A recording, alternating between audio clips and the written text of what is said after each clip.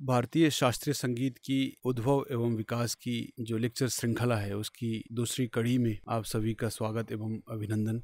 आज हम चर्चा करने जा रहे हैं भारतीय संगीत के विकास में नाट्य शास्त्र के बाद की जो विकास क्रम या नाट्य शास्त्र की पूर्व की जो विकास क्रम। हमारा जो केंद्र बिंदु है वो नाट्य शास्त्र है कि नाट्य शास्त्र में किस तरीके से भारतीय संगीत को लिपिबद्ध किया गया, उसके शास्त्र पक्ष के बारे में व्याख्यान प्रस्तुत की गई या शास्त्रीय विवेचना किस तरीके से किया गया, वो हमारा मूलतः केंद्रित विषय है। साथ ही साथ हम उसके पुराने, उससे पहले के जो उससे पूर्व संगीत की स्थिति और उसके पश्चात की जो संगीत की स्थिति के बारे में हम एक संक्षिप्त विवरण प्रस्तुत करेंगे। अभी तक हमने प्राग ऐतिहासिक, प्राग वैदिक, वैदिक, उपनिषद, वेद, वेदांग, पौराणिक काल, विभिन्न धार्मिक ग्रंथ आदि में संगीत की जो विकास स्वरूप है उसको किस तरीके से लिया गया उसके बारे में हमने जाना और ये एक संक्षिप्त विवरण था। इस संक्षिप्त विवरण को और विस्तार से अगर आपको जानने की इच्छा है तो आप भारतीय संगीत के ऊपर लिखी हुई बहुत सारी पुस्तकें हैं, बहुत सी किताब हैं, उन किताबों के द्वारा भी आप इस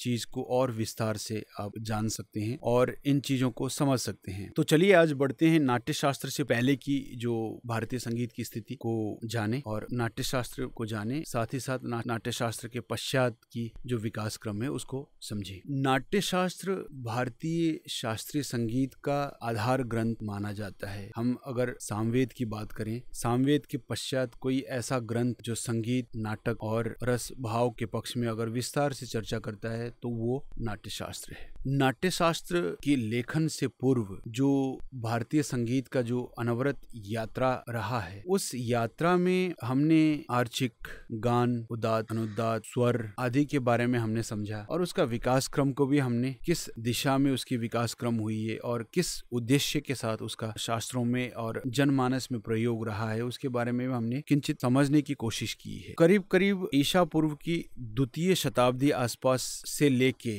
दूसरी शताब्दी तक का जो ये 400 साल का जो समय है, इसी बीच में नाट्य शास्त्र की रचना हुई है ऐसा माना जाता है। और नाट्य शास्त्र की रचनाकार आचार्य भरत या कुछ लोग भरत मुनि कहते हैं, तो ये करीब 400 साल का जो समय सीमा है उस बीच में नाट्य शास्त्र की रचना हुई है ऐसा माना जाता है। जो भरत को एक व्यक्ति के तौर पे देखते हैं वो कहते हैं कि नाट्य शास्त्र जो रचना हुई है उसमें आचार्य भरत ने नाटक के साथ साथ रंगमंच, भाव पक्ष और नाटक में प्रयुक्त होने वाली तमाम चीज को उसमें समाविष्ट करने की कोशिश की है और उसमें 36 अध्याय 36 चैप्टर्स विभाजित किया हुआ है। और जो लोग आचार्य भरत को एक पद के रूप में देखते हैं वो उनका मानना है कि ये एक विरासत थी, एक पद था आचार्य के तौर पे। पद जैसे शंकराचार्य का एक पद होता है या किसी भी धार्मिक गुरु उनका एक पद होता है, उसी पद के हिसाब से आचार्य का भी एक पद था जिसमें जो उस पद में विराजमान होता था उसको उस पद के हिसाब से पुकारा जाता था। तो करीब करीब 400 साल की जो ये इतिहास इसी रूप में लिया जाता है। हालांकि इसमें अलग अलग लोगों का अलग अलग मतांतर है। कुछ लोग ईसा पूर्व दूसरी शताब्दी में लिखी हुई मानते हैं, कुछ लोग दूसरी शताब्दी में लिखी हुई मानते हैं या कुछ लोग उसके पश्चात दूसरी शताब्दी के बाद या तीसरी शताब्दी से पहले की जो लेखन मानते हैं, कुछ लोग प्रथम आसपास में मानते हैं, तो पर अधिकांश लोगों का मानना है वो दूसरी शताब्दी है। तो हमने ये जानने की कोशिश की है कि संगीत दूसरी शताब्दी तक आते आते उसमें क्या क्या परिवर्तन हुआ या किस रूप में उसकी विकास क्रम में नए नए स्वरूप का विकास हुआ। जैसे कि एक स्वर या साम या आर्चिक गान या उसी का एक जो गे जो परंपरा आर्चिक का जो एक सूक्ष्म उदात, अनुदात और स्वरित से शुरू होके देसी संगीत, मार्गी संगीत या जाति गान, ये तमाम एक कड़ी फिर मूर्छनाओं में बदलाव या श्रुति या नाद, अनुनाद, स्वर, इन सूक्ष्मता को लेते हुए जब आचार्य भरत के टाइम तक जब संगीत आया तो इसके अन्य पहलू भी इसके साथ जुड़ने लगे। और उससे पहले हमें बीच में एक गैप सा मिलता है क्योंकि सामवेद के बाद कोई ऐसा ग्रंथ नहीं है जिसमें समुचित रूप से संगीत के बारे में चर्चा की गई हो। तो अगर सामवेद को हम आधार ग्रंथ मानते हैं वैदिक काल के लिए, हम जब संगीत के विकास क्रम में एक और जो कड़ी है उसमें हम नाट्य शास्त्र को सबसे महत्वपूर्ण और सबसे सटीक आधार के रूप में देखते हैं और जिसमें संगीत की विभिन्न विभिन्न पहलुओं को लेके, चाहे वो स्वर पक्ष हो, ताल पक्ष हो, भाव पक्ष हो, मुद्राएं, तमाम अन्य जो चीजें हैं, उन सब के बारे में एक विशेष व्याख्यान आपको नाट्य शास्त्र में मिलता है। इस विषय में भारतीय जो विद्वान हैं उनका एक अलग विचार है कि भारतीय संगीत के विकास क्रम को किन किन श्रेणियों में बांटा जाना चाहिए। अधिकांश विद्वान मानते हैं कि हम वैदिक काल को एक पार्ट में रखें, दूसरे पार्ट में हम उपनिषद और पौराणिक काल को हम लेते हैं, तीसरे पार्ट में हम रामायण, महाभारत और बौद्ध जैन जो ग्रंथ हैं, ईसा पूर्व 300, 500, 800 साल पुराने इस आसपास के जो ग्रंथ हैं, उनमें संगीत की विकास क्रम को दर्शाते हैं। और उसके बाद हम नाट्य शास्त्र पे आ जाते हैं कि नाट्य शास्त्र तक पहुंचते पहुंचते संगीत में क्या क्या परिवर्तन आया। अब नाट्य शास्त्र से पूर्व जो वैदिक परंपरा चली हुई थी उसमें थोड़ी बहुत रूपांतरित होते होते वेद से जो चली हुई जो परंपरा थी वो नाट्य शास्त्र के समय, मतलब करीब करीब दूसरी शताब्दी तक जब हम आते हैं तो काफी सारी इसकी जो मीनिंग है, इसका जो शाब्दिक अर्थ है, उसमें भी थोड़ा बहुत फेरबदल हो गया या उसमें भी थोड़ा अंतर आ गया। साथ ही साथ जो धार्मिक, आस्तिक, मोक्ष या एक तरीके से ईश्वर उपासना की जो बात होती थी उसमें भी कुछ परिवर्तन देखने को मिलता है। साथ ही अब लोक रंजन की बात या मनोरंजन की बात भी कहीं न कहीं से नाट्य शास्त्र तक आते आते ये शास्त्रों में प्रत्यक्ष या परोक्ष रूप से इसका उल्लेख प्राप्त होता है। नाट्य शास्त्र की एक विशेषता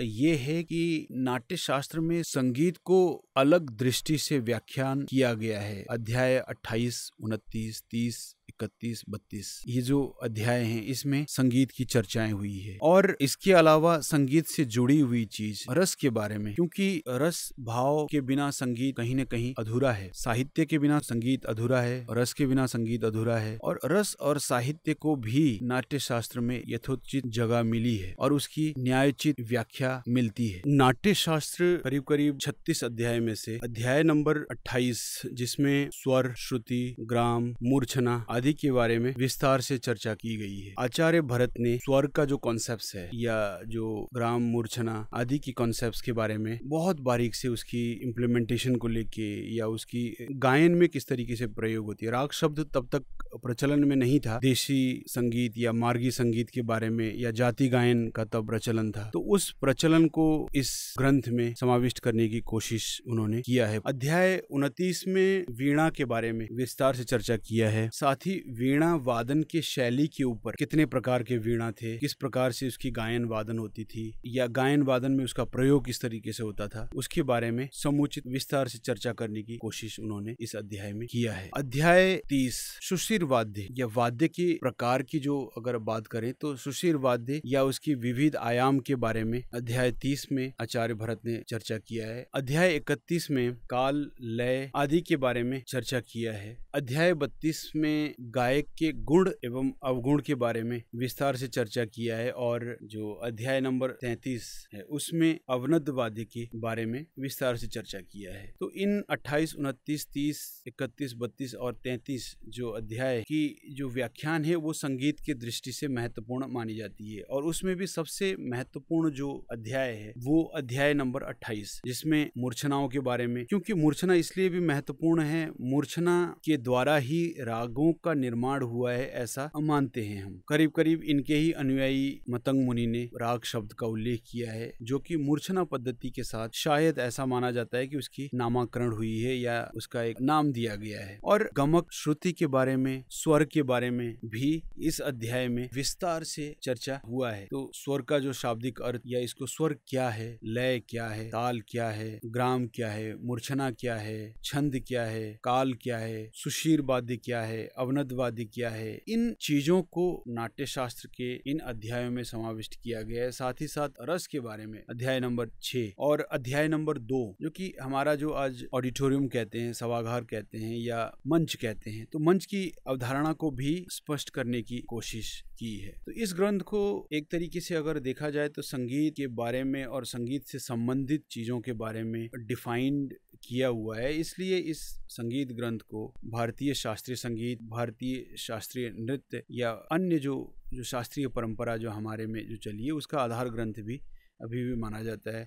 हालांकि नृत्य के लिए अलग एक ग्रंथ हुई या नाटक के दृष्टिकोण से भी अन्य जो ग्रंथ बाद में इसकी विस्तार से चर्चाएं मिलती है। विभिन्न कालखंड में विभिन्न ग्रंथ लिखे गए, उनमें नाट्य शास्त्र की जो अध्याय में जो डिफाइन की हुई चीज थी उसी को और एलाबोरेट करने की कोशिश की गई है। नाट्य शास्त्र के पश्चात जो जातिगान का जो परंपरा चल रहा था या देसी संगीत का जो प्रचलन था या मार्ग संगीत का जो प्रचलन था, उसको और विस्तार से दत्तीलम ग्रंथ लिखी गई करीब करीब 4वीं शताब्दी आप कहिए आचार्य दत्तील द्वारा, जो कि भरत परंपरा के ही अनुयायी माने जाते हैं। और इन्होंने जैसे जो भरत के ग्रंथ में जिन जिन चीजों पे चर्चाएं हुई थी उन चीजों को और विस्तार से और उसको परिष्कृत करने की और उसको ज्यादा जस्टिफाई करने की उन्होंने कोशिश की है। हालांकि कोई ऐसी नई चीज या नवीन चीजों का प्रयोग दत्तीलम में हमें प्राप्त नहीं होता है। जो नाट्यशास्त्र की परंपरा थी, नाट्यशास्त्र में समुचित रूप से नाटक, नृत्य, मंच, रस आदि, रिचुअल्स,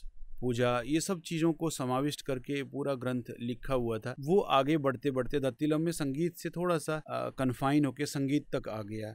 फिर उसके बाद एक और महत्वपूर्ण कड़ी आता है जो कि भारतीय शास्त्रीय संगीत के दृष्टिकोण से सबसे एक टर्निंग पॉइंट माना जाता है, जो कि बृहद्देशी करके ग्रंथ है, जो करीब करीब 7वीं शताब्दी के उत्तरार्ध में लिखी हुई ग्रंथ है। इसके लेखक आचार्य मतंग मुनि।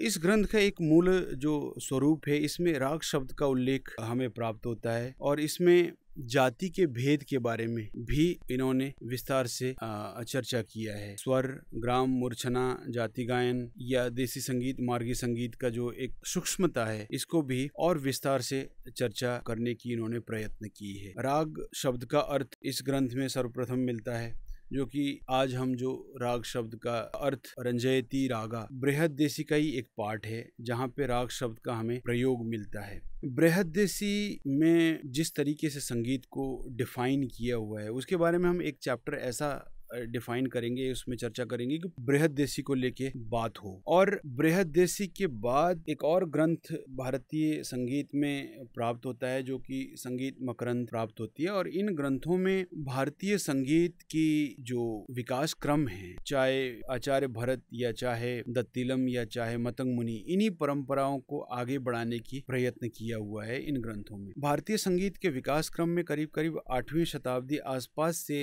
बाहरी जो आक्रमणकारी थे, अरबियन, पर्शियन या तुर्किश का, यहाँ पे धीरे धीरे धीरे अतिक्रमण या उनका आक्रमण शुरू हो गया। तो उससे संगीत में थोड़ा सा परिवर्तन देखने को मिला। जो हमारी वैदिक परंपरा जो चली आ रही थी या वेद पुराण या उपनिषद या अन्य जो चीज जो प्राप्त हो रही थी या वेद पुराण या धार्मिक ग्रंथों को लेके हम जो काम कर रहे थे, उसको हमने अब हमारे में अरेबियन, पर्शियन या तुर्किश भाषा, उनकी संस्कृति का भी आगमन होने लगा धीरे धीरे, जैसे कि उनके आगमन से संगीत में थोड़ा बहुत परिवर्तन आया। इसी आसपास में भारतीय संगीत भी एक नया स्वरूप में धीरे धीरे डेवलप होता गया। राग संगीत की प्रादुर्भाव शुरू हो चुकी थी और ये भी माना जाता है कि समुचित भारतवर्ष में धार्मिक आंदोलन शुरू हो चुका था, धार्मिक जागरण, धार्मिक आंदोलन। तो इस आंदोलन के साथ साथ हिंदुस्तान की संगीत एक अलग एक मोड में चली गई। इसके बारे में हम और विस्तार से आगे के अध्याय में चर्चा करेंगे। तब तक के लिए आप सभी को धन्यवाद।